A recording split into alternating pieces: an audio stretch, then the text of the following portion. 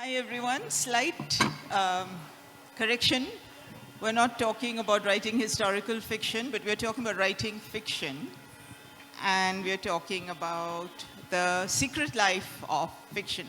So what goes on in the minds of writers when they choose the stories they want to write, how they arrive at them, and so on.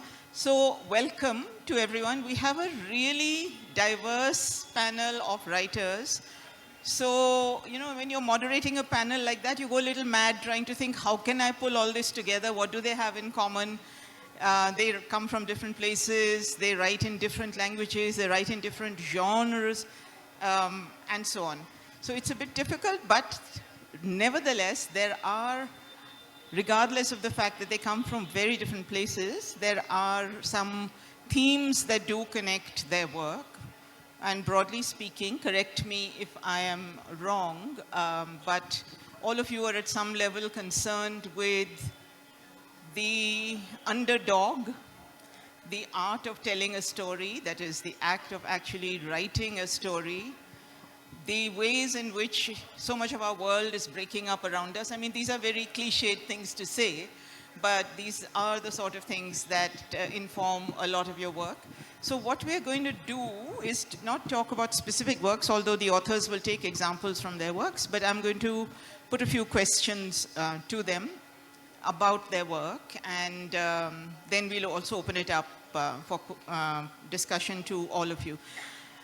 So let me start with, who should I start with? Anupama, are you comfortable going first? Okay. So Anupama is a poet and a novelist, and there is a way in which Anupama's poetry does not leave us, seeps into the work that she does. So I have a broad question to all of you, which is, and Anupama, I'd like you to go first to respond to it, that how do you come to the stories that you write? Where is it that you get the inspiration from? What are the stories that they come to you? In what form do they come to you? There are writers who say that, the characters arrive at their dining table and say, write us, and then they don't go away, and then people have to start writing. But your characters also are very, very different. Can a city be a character in a story? So how do they come to you? So could you start and talk about that first? I think the stories come from the places that I've been to at some point, and it's as if I've met someone in that particular place, and then later he or she revisits me and becomes a character, and then the story gets woven around that character. So place becomes very central to my stories. It could be a real place, or it could be an imagined place. It could be a very obvious place, or it could be a mysterious secret place. But place is central. So that's where the story gets born. And that was the case for Sea as well, my first novel. Okay, so place becomes essential, and Anupama's novel is called Sea. But how then do you think of the form in which you will tell the story of that place? The form, in my case, I guess it was an interesting choice because I'm essentially someone who writes poetry. So poetry comes very naturally to me. So poetry informs the prose. I might be writing a novel, and in the case of this particular book, the poetry became part of the narrative. And a lot of the things that I wanted to be told in a subtle manner took the form of poetry. At the same time, the narrative was being taken forward by poetry as well. It was not like as if it was a narrative that was to be ignored, or which was a subset. It wasn't. It was very much part of the mainstream narrative, but there were certain things which were not to be seen in a very obvious manner that were told through verse. Okay, so I'll come back to that in a minute. Let me turn to you, Tomar. you have a different range of works. You are currently working on a novel on India, where you're looking at the lives of Zomato workers, and only Zomato or Zomato and Swiggy, or Zomato and Swiggy. Zomato and Swiggy, okay, in 5 different cities. But previously, you have also written this much talked about, very well acclaimed novel called Broken German, which is actually written in broken German language as an immigrant to Germany, where you try to look at the lives of immigrants and what might connect them in many ways as an exclusion from the so-called mainstream. So what Anupama is saying about poetry entering and becoming part of the form in which he recounts her story, for you, does language, a particular kind of language that you use, say, in Broken German, serve that purpose? Or how do the stories come to you? How did you think of Broken German, for example? Yeah, Broken German is a sort of literary language, literary style that I developed for myself, being a migrant into Germany, speaking it only in a broken migrant way. And so I was going in Berlin in the streets, and I was hearing all the various ways, because I was living and still live in a part of Berlin that has very many migrants out of many places, and hearing all the ways that there are to speak that language, all the many accents, and I kind of thought I'd wanted to turn that polyphony of real street life into a sort of literary language, or rather a literary principle of how to use language. And so then started to write, made first attempts at writing prose in German. If you want to write a novel in a language that is uncorrect, of course, the first thing you need to do is deactivate the autocorrect thing from the word processor, because you don't have all these like red lines under it, so you deactivate this thing, and then you start to write the way you think it should be written, and that's how the novel comes to be. And what was it after Broken German that led you to Swiggy and Zomato in India? Well, there was another novel, like between the Broken German and the Zomato in that novel, but it's too long to tell.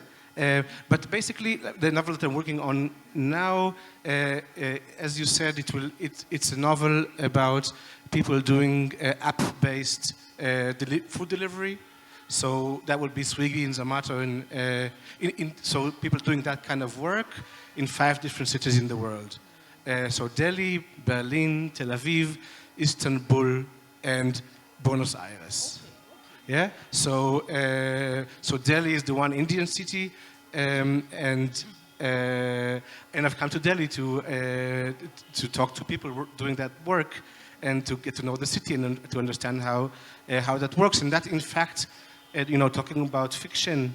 That is in fact the first time I'm writing fiction through that kind of process, where first thing I do, not knowing almost nothing about the story that I want to write, is going somewhere that I don't know at all and starting to talk to people to understand whatever I can, or the little that I can from 5-6 weeks, and then somehow collecting these pieces of real life material, and then later constructing them into fiction.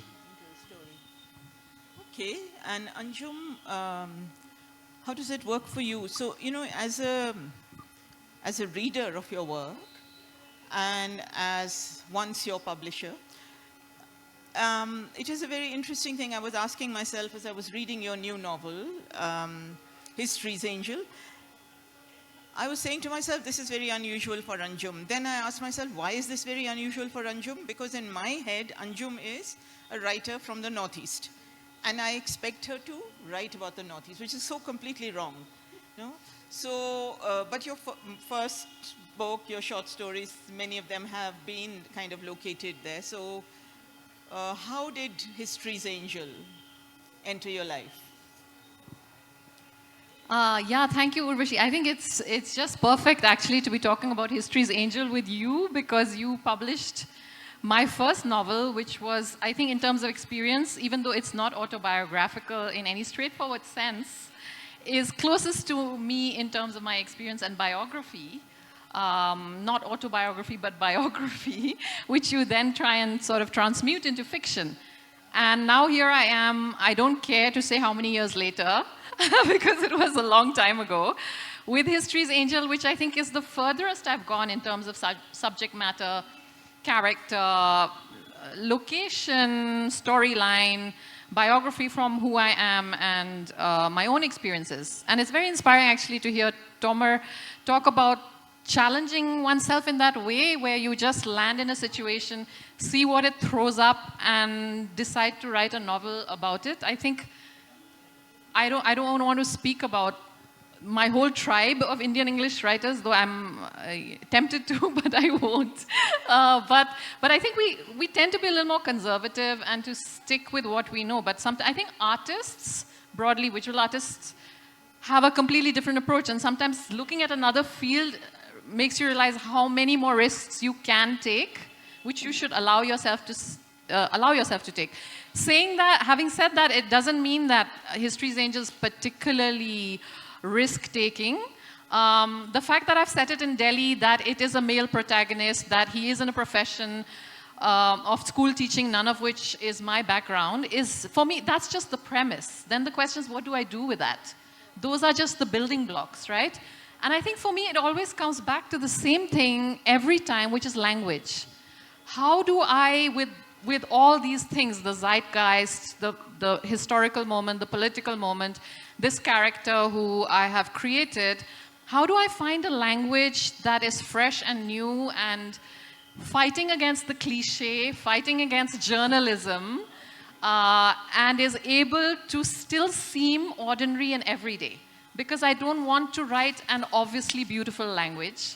I don't want to aestheticize it, but I still do want to write a language that feels, it feels like, worth reading for its own sake. It feels like, yes, this is fiction I want to read regardless of the subject matter.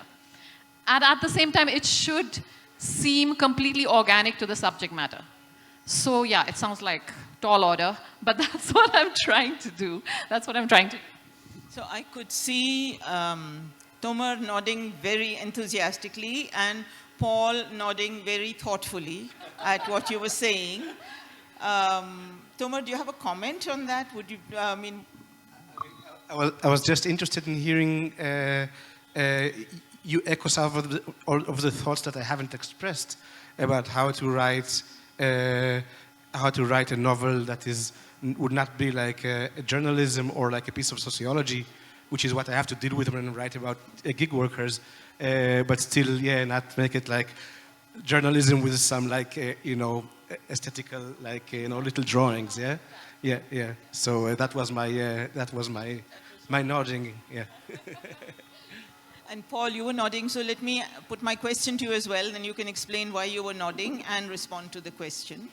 So in many ways, Paul, you didn't set out to be a writer. It kind of happened to you. You're a publisher also, but you, as a young person, writing happened to you, and that's a really interesting story. But you've also been a journalist, right? Been a? Journalist. Yeah. You write column for the papers and so on. So can you talk a little bit about your journey and how did writing come to you? How did the characters come to you? And I'm interested to hear you described as a writer who writes in English, because actually you are a Malayalam writer, but you are now also increasingly writing in English. So a little bit about that as well. Urvashi, the characters come... You have to hold the mic basically, close. Yeah. I would say that, it comes from all over the place. It may come from something, a bit of news I read in a newspaper. It could be that I overhear you talking to somebody, and as an eavesdropper, I think I'm pretty good at that. So I catch a story from there. So you could be eavesdropping anywhere, in a train, in a plane, you get stories. It could be from a film that I watch. And there are moments which immediately tell you, look, this is a beautiful story, or it could be worked into a story. All that I do is, I may not immediately write that down, but I jot it down, and when I feel like writing a story, I just look through these notes and choose one which I feel is the right time. It has come, the right time has come to write that. But so, Urvashi, as far as the characters are concerned, I mean, any kind of character goes for me. But I have no preference. Basically, in Malayalam, when you write in Malayalam, I'm not talking about English, the fundamental engagement is with language. See, Malayalam is a cliche-ridden language. So each time you write, you have to keep clearing up, rescuing your language from the cliches. It is not journalistic cliche alone. It is romantic cliche, emotional cliche, religious cliche above all. Caste cliche, well, it doesn't apply to me, but this kind of stuff has sort of overgrown over Malayalam. So the main struggle is that you write, that's why when Anjum said that, you have to clean up the language and you have to write a sober prose. And it need not be beautiful, but it has to be clear and coherent and cogent. It has to be. Beauty comes from, I think, that kind of a clarity ultimately.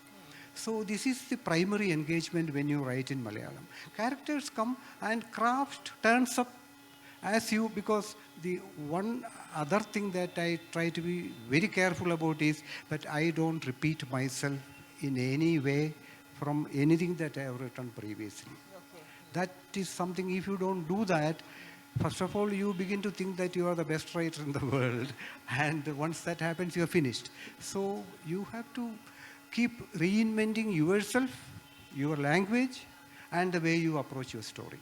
This is what I feel. Every story is a brand new experience for me also. That's how I am. Anjum, you want to respond to that? You look like you want to say something. No, it's okay? Okay.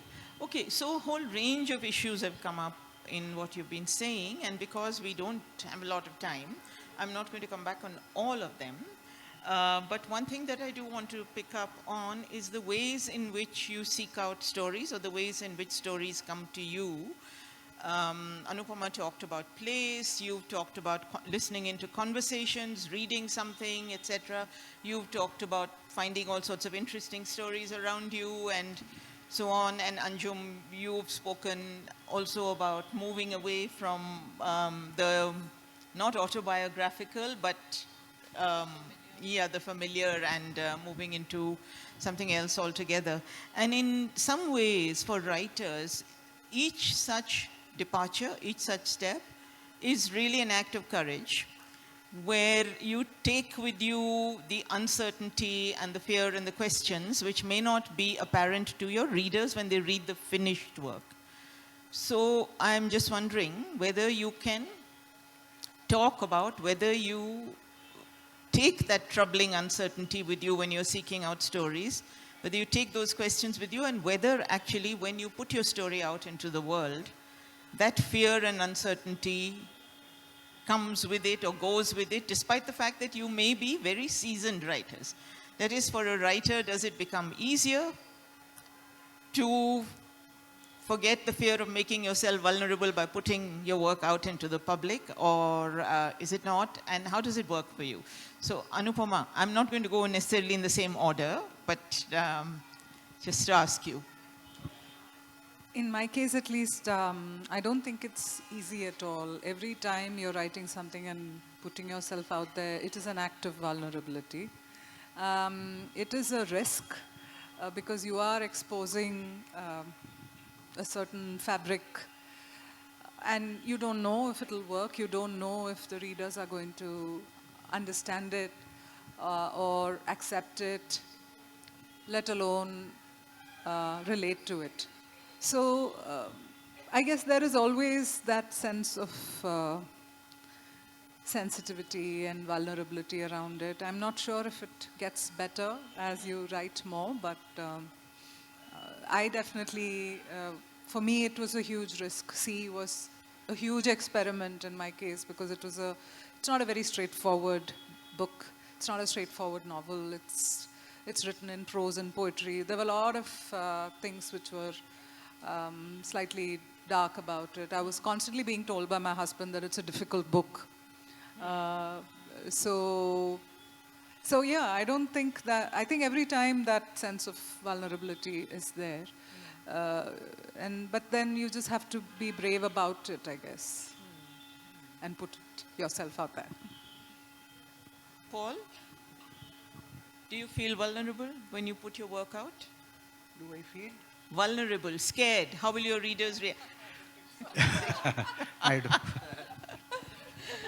I don't. The problem is that, well, this is work you have to do, and you can't be scared of your work.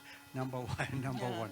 Number two, you have to do it willy-nilly. Once I decide to write a story, I sit down and do it till I am satisfied. So sometimes, not sometimes, very often, I go through maybe 7 or 8 drafts of a whole story.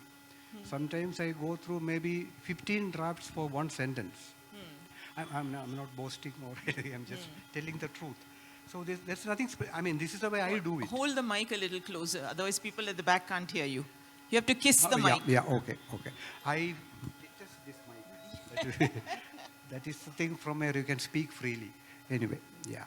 So this is how Butalia, Urvashi, that I function. So redrafting is my way of getting over all my fears, all my problems and anxieties regarding the thing. So each time I redo, it takes a long time maybe to finish one story it may take you 1 month or even more.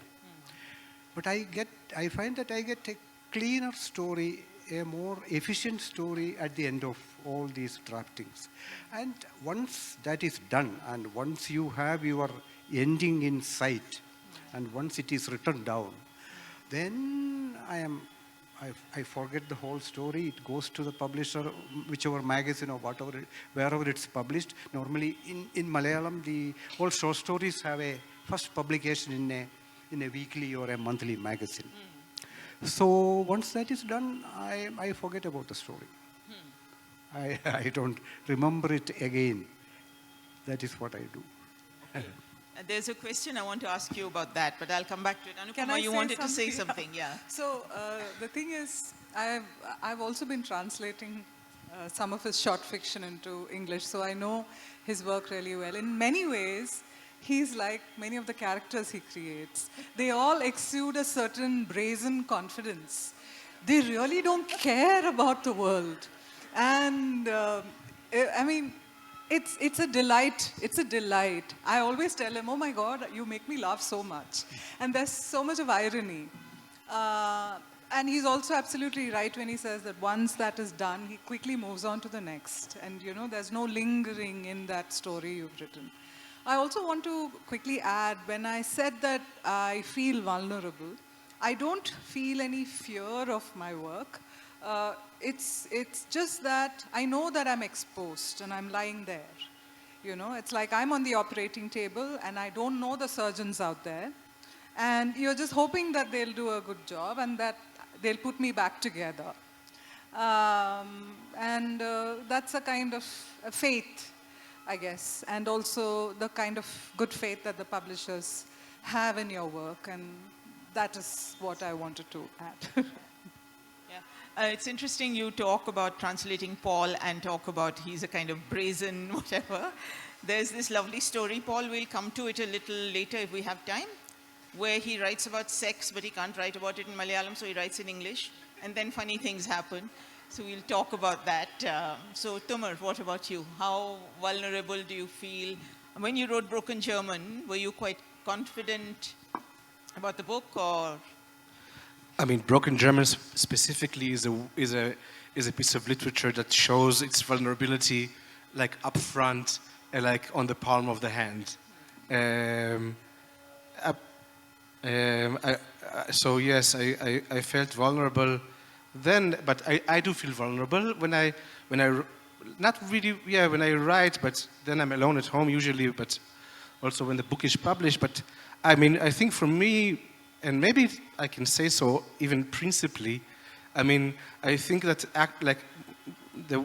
making art it needs to, in the basis of making art, there is a sense of incompleteness. Because if the world is like complete and done as it is, it doesn't need something else to be added to it in an artificial way. So there is for me, some case of incompleteness with the way things are. And, you know, in order to make a book, you have to cut down a tree, and, you know, and the tree needs to and the book needs to somehow, be good enough to have, you know, have that tree die for it, and in order to put something in the world that, you know, is not a tree. And then what can be better than a tree? I mean, it's hard to imagine, you know.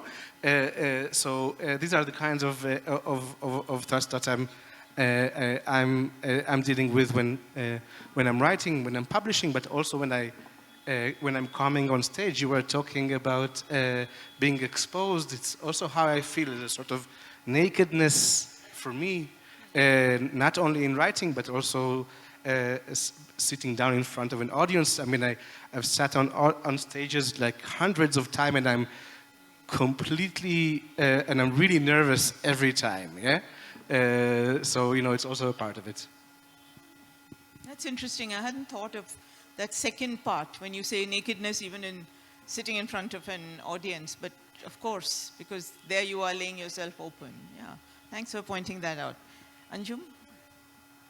Yeah, I don't think I can improve on the vulnerability quotient here. It's so high already. But I wanted to just kind of extend it a little bit, the idea of vulnerability, and also connect back to the title of this session, which is Secret Histories. Yes. And I also, of course, I am a novelist, but I also write about novels quite a lot. I'm also on the other side, poking around in other people's vulnerabilities. And it's very interesting, I think, because they're two completely different views, I think, of literature and the literary figure.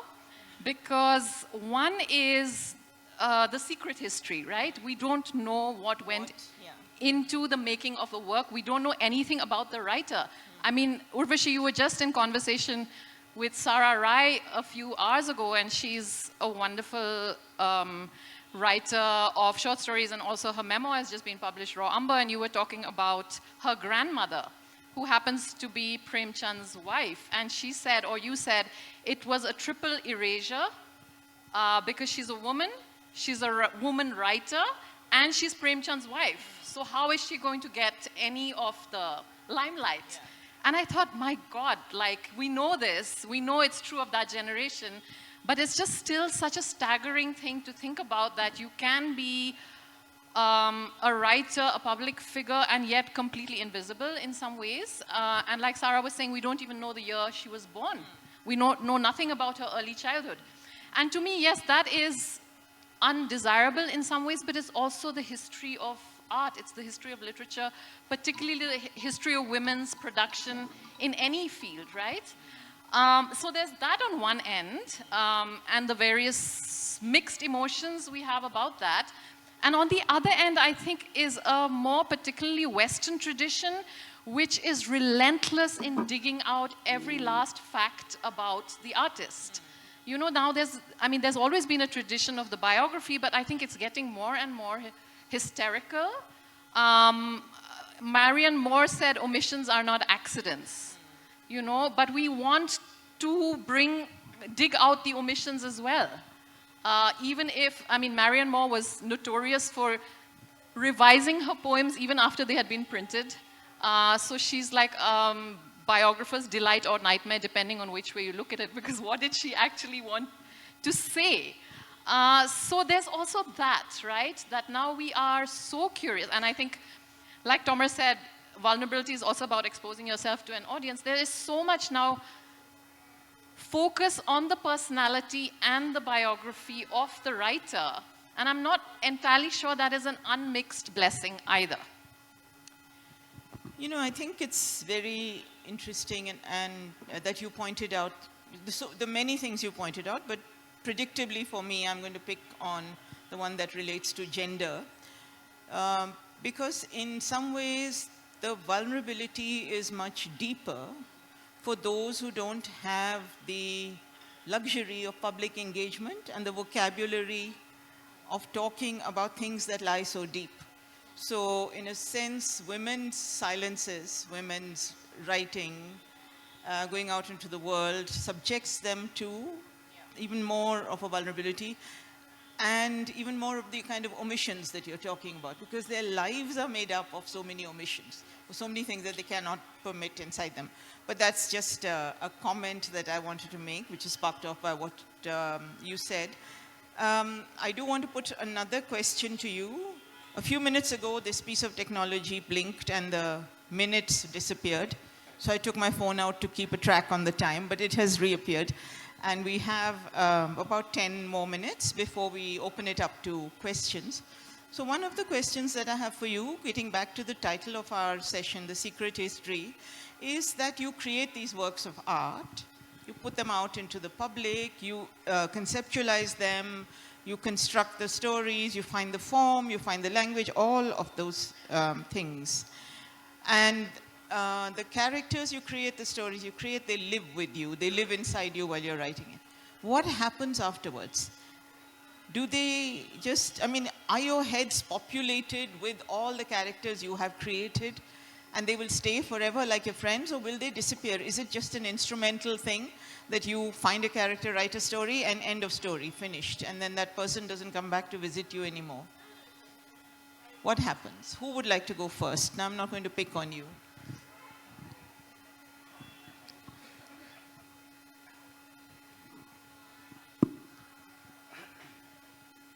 In fact, to tell you the truth, the character dies with the story, as far as I am concerned. I never remember that character again. It's a very cruel and hard position, but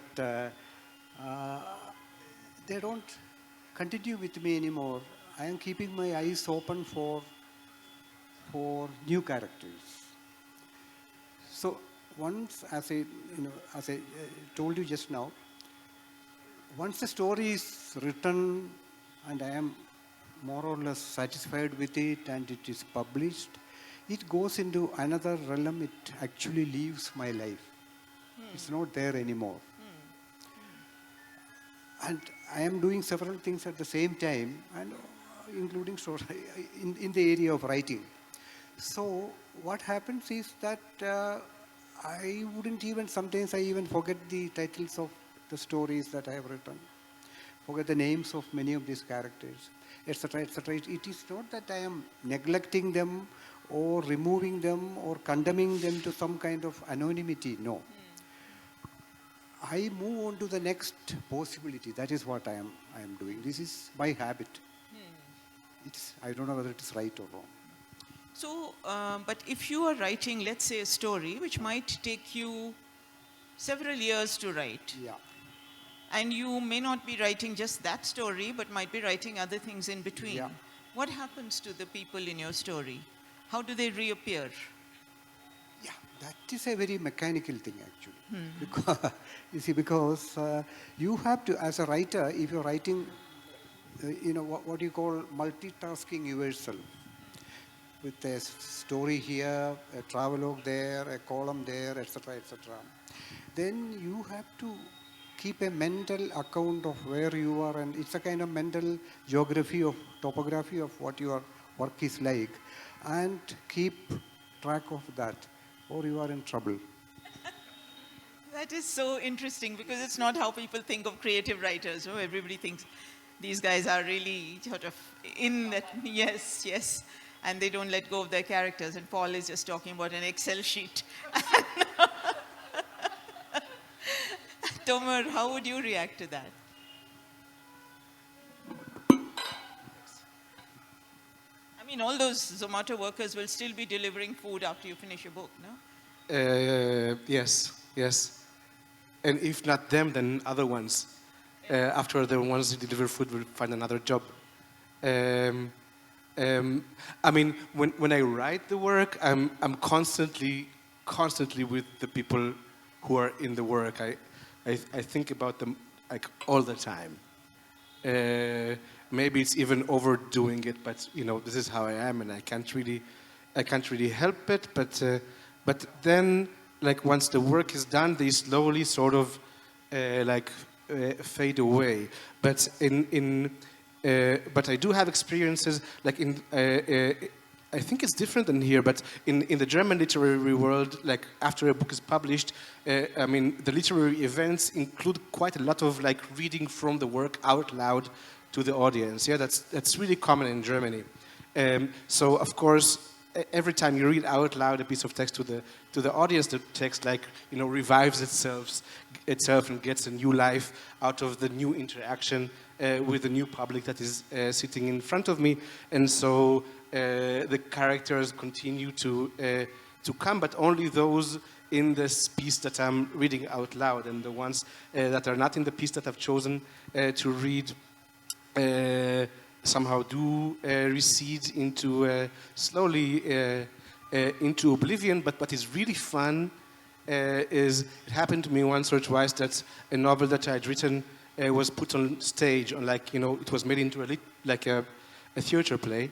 And then, I sit there and I see that the novel that I've written put on stage, of course, very different than the novel because it's been translated into another genre, but I still recognize, the plot and the people, but they're really different, and it's like meeting old friends and getting to know a different aspect of them, and this is also always really lots of fun.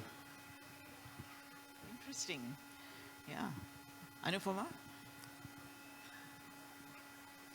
I think it also depends on who you're writing about, the characters. For instance, it took me a while to step away from the characters I had created in my last book. They stayed with me, they stayed inside me for a while, and then I had to let them go and I had to say goodbye.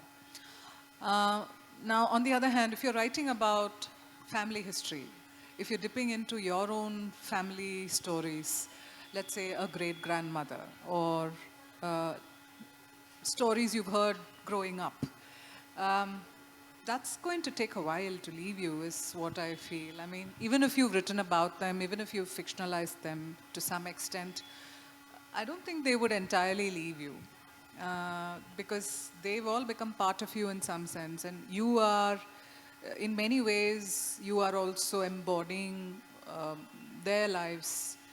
You have inherited them in some ways. So I don't think you can let go of that. The reason I mentioned that is my next book is something on those lines. So it's family stories. It's a generational novel. So then I'm dipping into my own family's history in many ways.